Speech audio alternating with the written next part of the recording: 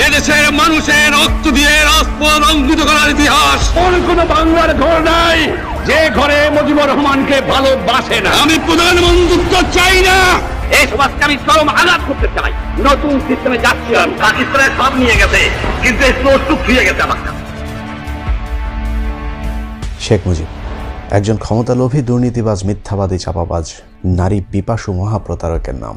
আমি প্রধানমন্ত্রিত্ব চাই না। আত্মপ্রচারমুখী মুজিবের জীবনের শুরু থেকে শেষ পর্যন্ত প্রতারণায় নিজেই বারবার নিজেকে ছাড়িয়ে গেছেন।